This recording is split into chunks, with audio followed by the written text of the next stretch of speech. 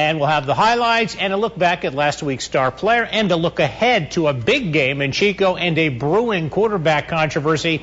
Let's start with the highlights and a great game at West Valley. In fact, homecoming at West Valley tonight as they played Enterprise in a much anticipated game. Enterprise in white has the ball. They punch it in the first quarter for the first score. West Valley's defense, though, did play well, as you see there, getting the sack. West Valley's turn. They're on the move. This is number 15, Tyler Bennett, moving it into field goal range, which usually means a field goal. There it is. West Valley is on the board. And again, a pass to Austin Hollabaugh.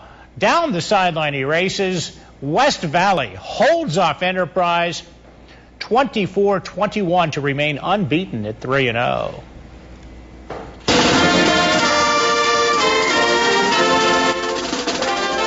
Shasta High played like it wanted this one to end before the national anthem was finished. At home tonight against Eureka, Shasta in purple goes for it on 4th and long. Incomplete pass. No big whoop because Shasta's defense was taut.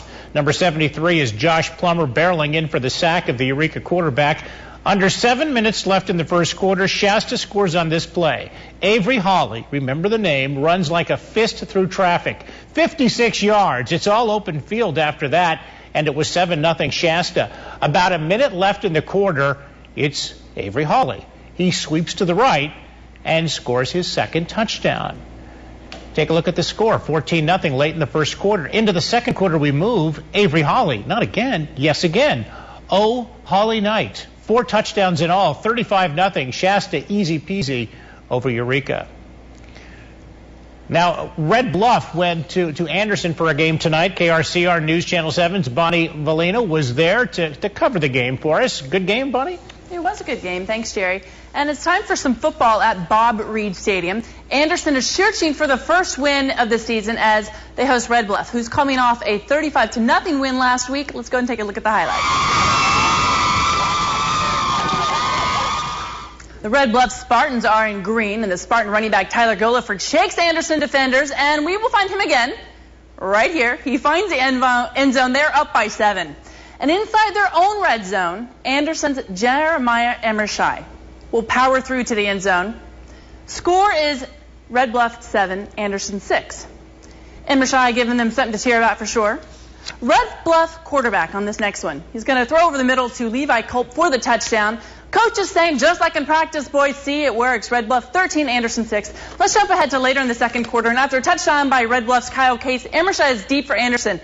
And he'll weave and dance down the sidelines, an open space to another visit to the end zone. He closes the gap on that scoreboard with this one. He's fast, way too fast.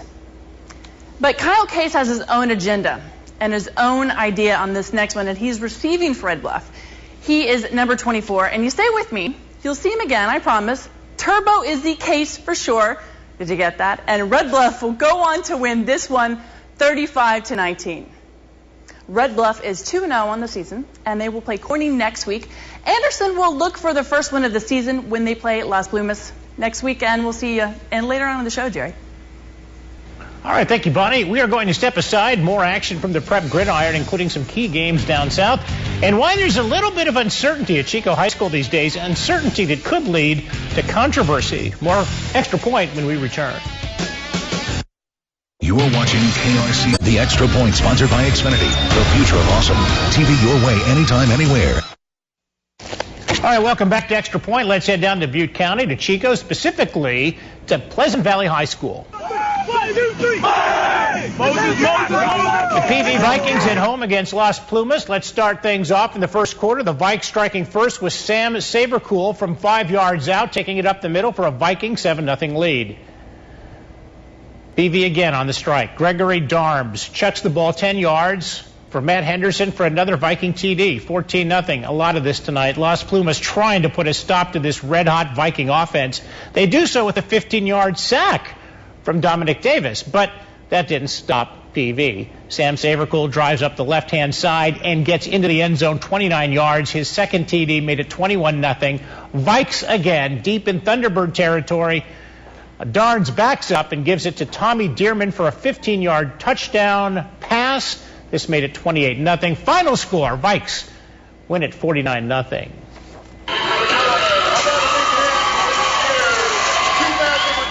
We go to Harrison Stadium with Orville in their home opener taking on Corning in white. Orville with the ball. Marcus Flores-Willite fumbles the snap. He gets it back, but he's brought down in the backfield by Tyler Nelson. The Corning Cardinals take over on offense, and Nathan Fultz gets the ball, finds a hole, and jets 25 yards before finally being dragged out of bounds inside the 10-yard line. Great for Corning. Fultz would finish the drive off himself, taking the ball around the right side for the touchdown. 9 yards on the carry. Corning takes a 7-0 lead. Ensuing kickoff. Corning goes onside. Cooper McCoy gets to the ball first, and Corning gets the ball back again. Second quarter now, Chase Madej will look downfield. He finds Trace Garrett wide open down the far sideline for the first down, 27 yards on the play. And then Corning caps off the drive with the run by Madej, 11 yards on the touchdown. They go on to win this game. Your final score 27-7 over Orville. Well, here's some high school verbal arithmetic. Take the word quarterback and add the word controversy, and it equals trouble. A QB controversy is developing at Chico High, leading into tomorrow night's game between Chico High and Lassen. There's talk of a switch behind center, a switch involving one of the most hyped players in the area. On Wednesday, Trevon Reed wasn't seen at Chico's practice. He was in the trainer's room having his knee worked on, an injury he incurred in Friday's game with center. It's a concern. I mean, he's had a bad knee since he's been in 8th grade. If you look at the film, he took a really hard shot right on the knee. I don't think it's anything that's structural or long-term. I just think he has a bone, has a bone bruise and a little sprain, and it's like hitting the knee with a sledgehammer. Backup Daniel Robbins took over and completed 16 of 16 passes and led the Panthers to a win. It felt good. It was nice to step in and be able to lead my team to a victory, from behind. Robbins will start at quarterback on Saturday night against Lassen while Reed's knee continues to mend. His teammates feel confident with Robbins leading the way. Pretty good. D-Rob's really stepped it up. It feels good that they have my back and I have their support. But what happens when Reed returns? That's a tricky question. Robbins was perfect last week, and if he's anything like that again on Saturday, he may take snaps the rest of the season. That's obviously come up from fans to coaches to players. Danny came in the other night against center and did a great job. Went 16 for 16. He made all the throws. Meanwhile, Reed, a very good passer, is an electric runner, and his talents might, in the long term, be better utilized elsewhere. Trevon's a very dynamic player, and right now, at the beginning of the season, I want the ball in his hands on every play. Whether that changes and he needs to move outside or to a running back position, and we give a shot for Danny, who can tell? But, as of right now, Trevon's out for a week, and Danny's getting the start, so we'll just take it from there. And tomorrow night's game between Chico and Lassen begins at 7:30 on the Pleasant Valley High School football field. More Extra Point after the break. You're watching KRCR News Channel 7 at 11. In a severe weather emergency, information keeps you safe. Information